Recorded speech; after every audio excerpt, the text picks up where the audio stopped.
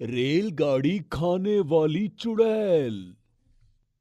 एक शाम पटरी पर ट्रेन अपनी रफ्तार को बढ़ाते सुनसान रास्ते से गुजर रही थी।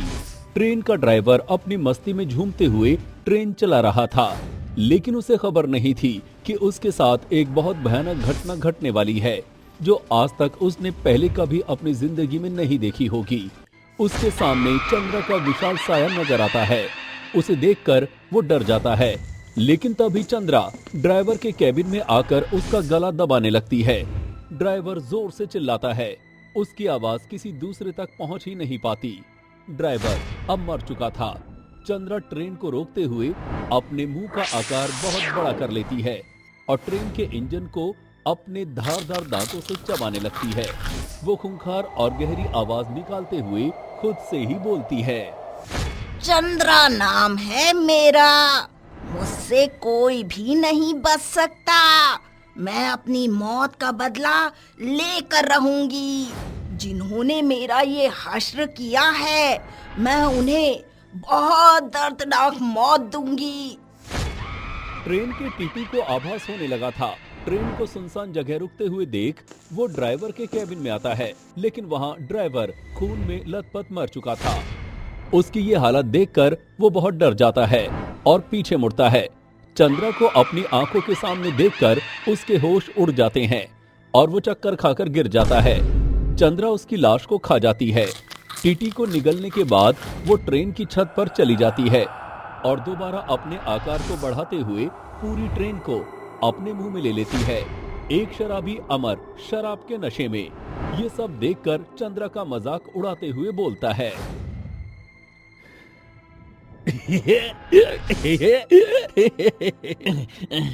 तुम कितनी सुंदर हो, लेकिन लगता है तुमने बचपन में कॉम्प्लान बहुत ज्यादा पी लिया होगा। इसीलिए तुम मुझे स्टैचू ऑफ लिबर्टी की तरह बहुत लंबी बड़ी नजर आ रही हो। कौन से पार्लर में जाकर अपना मेकअप करवाती हो? अमर चंद्रा की तारीफ करते हुए गाना गाने लगता है और अपनी बाहों को फैलाकर बोलता है, गुलाबी आंखें जो तेरी देखी, ये शराबी ये दिल हो गया, संभालो मुझको। अमर की ये हरकत देखकर चंद्रा आग बबूला हो जाती है और उसकी आंखें खून से लाल हो जाती हैं। उसके मुंह से खून निकलने लगता है और गुस्से में बहुत जोर से चीखने लगती है। अमर फिर भी उसे देखकर हंसता ही जा रहा था।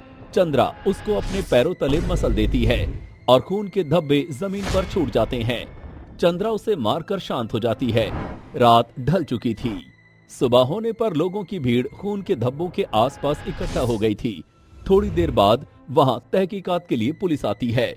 वहां पर जांच करने पर उन्हें विशालकाय पंजों के निशान मिलते हैं, जिन्हें देखकर सभी दंग रह गए। उन्हें अपनी आंखों पर विश्वास नहीं होता। तभी सीनियर ऑफिसर विराट को रेलवे हेडक्वार्टर से इंफॉर्मेशन आती है। पिछली रात पूरी की पूरी एक ट्रेन पैसेंजर्स के साथ गायब हो गई थी। ट्रेन का कहीं पर कोई भी नामो निशान नहीं था।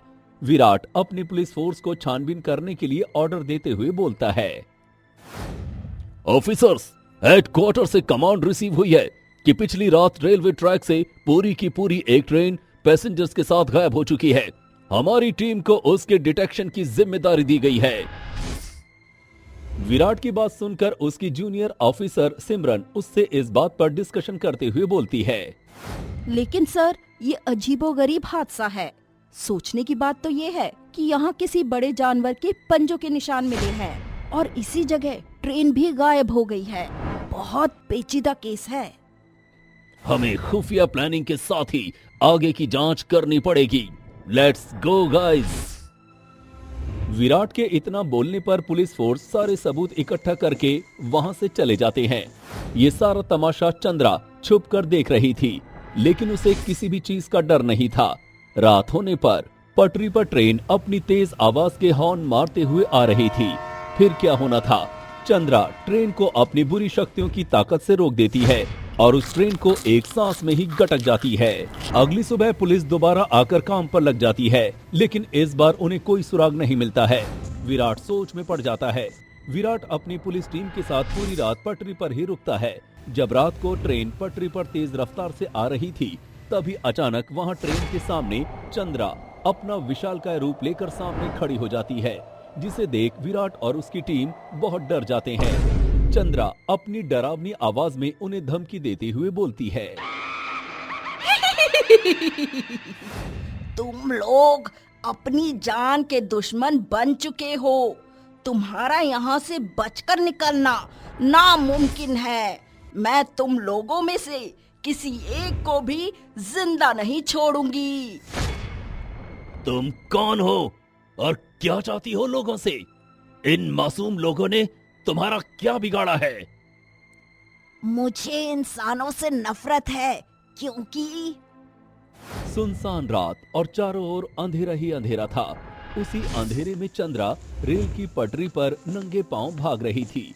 उसके पीछे दो लड़के हाथों में चाकू और जानलेवा हथियार लेकर उसका पीछा कर रहे थे।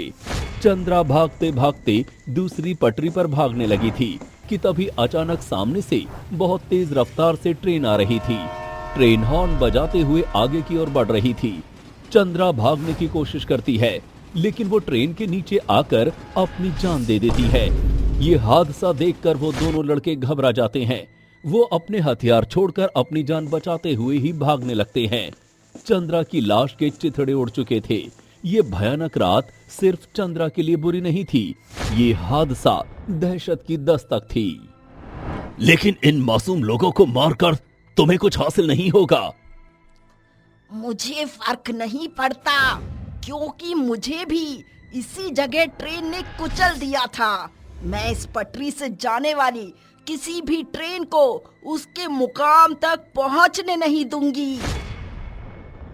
इतना बोलने पर विराट की जूनियर ऑफिसर सिमरन अपनी टीम को हमला करने के लिए बोलती है, लेकिन उसकी आवाज सुनकर चंद्रा उसे अपने हाथों से उठाकर खा जाती है। विराट ये सब देखकर डर जाता है। वो चंद्रा से बोलता है, तुम्हारी यहां से जाने की क्या शर्त है? तुम जो बोलोगी मैं करने के लिए राजी हूं, लेकिन इस तरह लोगों को नुकसान पहुंचाना बंद करो। अगर कुछ करना ही चाहते हो तो मेरी बात कान खोल कर सुनो।